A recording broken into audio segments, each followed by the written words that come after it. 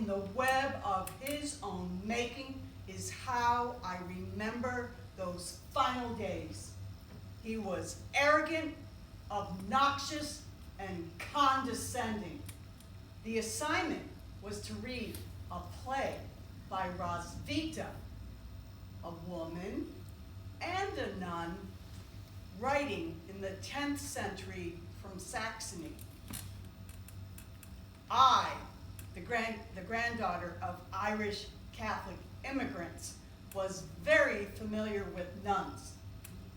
First of all, there are the cloistered nuns.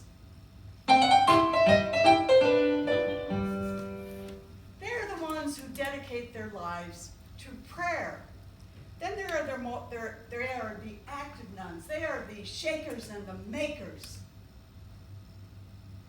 of the communities of their day.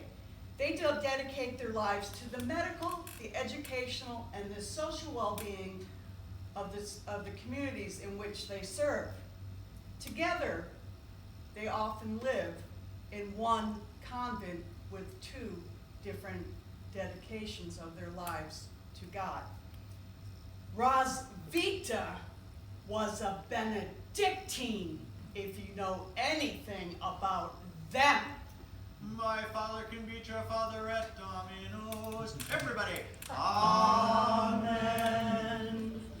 I was on a mission. I needed to find out all I could about this woman named Roswitha. First, I read the assigned play. The butt of the joke was a pagan. So I read the second play. The second play seemed to be very much like the first play, except the butt of the joke was a Christian. And I thought that was very funny. So I read the third play, the fourth play, the fifth play, the sixth play. But that still was not enough for me. I read all of Roswitha's legends. I read all of Roswitha's histories. I read everything I could find that she had written. And still, that was not enough for me. I stopped attending my theater classes, and I found my way to the Divinity School library. There, I learned all sorts of things. The convent was located in the hotbed of the social, cultural, and economic center of its day. It was along the byways and highways of its time and period. There were two bishops. One bishop supported everything that the nuns did. The second bishop was banned from the convent grounds. Oh, such drama! The things that plays are made from. Not only was the bishop banned, but the convent wasn't even founded by the hierarchy, the male hierarchy. The nuns were in a convent that was founded by a duke and his wife. So the nuns were freed women, not under the thumb and rule of the male hierarchy. Then, oh my gosh, I found a ground plan to the convent place, or any place she studied. The courtyard was in the front, and it was surrounded by the cubicles in which the nuns slept. A curtain could be drawn back, revealing a small scene.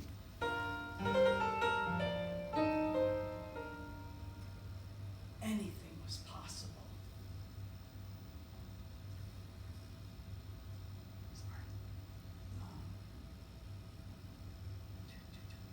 Then I went to class.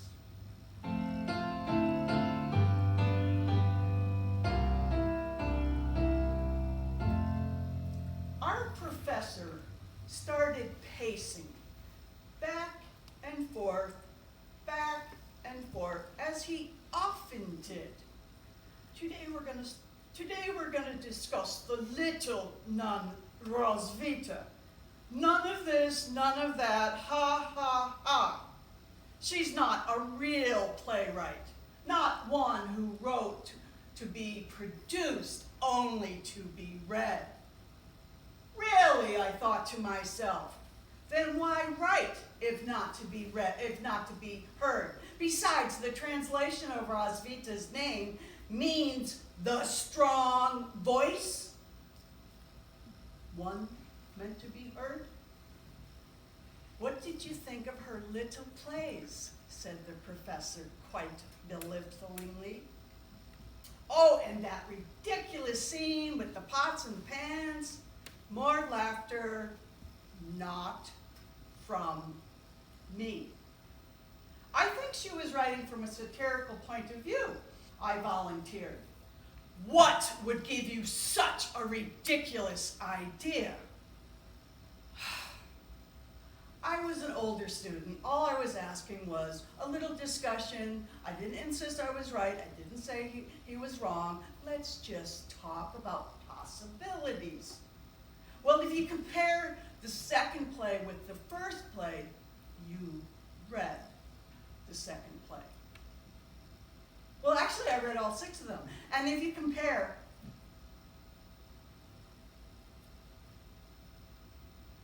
you read all of her plays. Yes, and if you know about, he was very frustrated because I was interrupting his plan, his teaching plan. And I insisted once again, which is why I believe Roswitha was writing from a satirical point of view. Impossible, impossible, impossible. Oh, I got his goat, and he started pacing and pacing and pacing and pacing and getting very angry. To which I looked at him with all of his impossibles, and I said, why, Michael, why? Oh, he stopped dead in his tracks. He did not appreciate being demoted from doctor. I did not appreciate his treatment of women. Besides, he had demoted himself by his own behavior. Impossible, impossible, impossible. Why, Michael, why, I asked. Because. Why, Michael, why? Because. And he's pacing and pacing and pacing, trying to think of a good answer. And then he stops dead in his tracks. He looks me straight in the eye and he says, because she was a woman.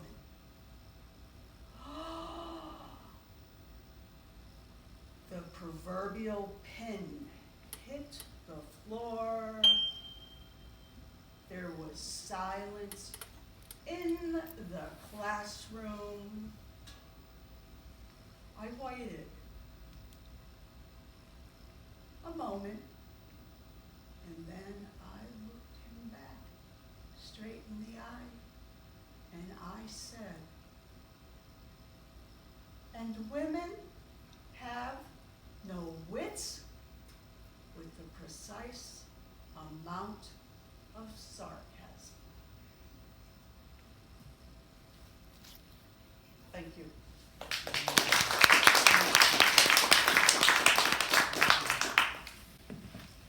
For many, that's the ending of the story.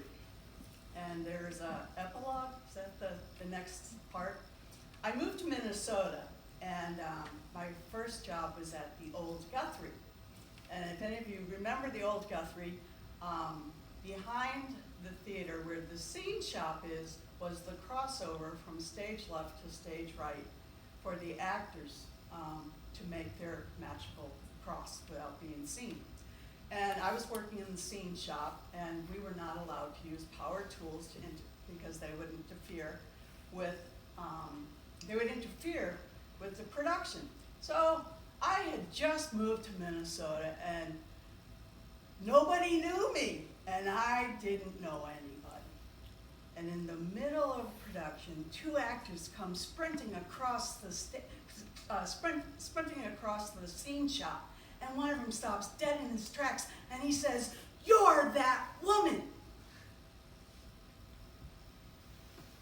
I have been been called that woman throughout my life, but I had no idea why it was this time. And all the stagehands said, "Who is that?" I said, "He was in full costume. How am I supposed to know?" And they left, they took their entrance, we listened to more of the play as we did painting or anything without electrical tools. And then then this Shakespearean actor and his buddy come crossing through the scene shop to make their crossover, and he stops dead in his tracks, and he points to me and he says, "I'll never forget you." Well, the stagehands all started to laugh and said, "Well, you've made a great impression on him. Why don't you remember who he is?" And again I said, "Because he's in costume. I have no idea who he is." Well, at the end of the show, these two men came backstage, still in costume, and the one who kept pointing me said, "Oh, I have to thank you. You have single-handedly made the most memorable part of my professional development." I was just a stagehand. This was a Guthrie actor. Why would such a person be saying that to me? And then the two men looked at each other, burst out laughing, and then the man who pointed to me said, "Roswitha!"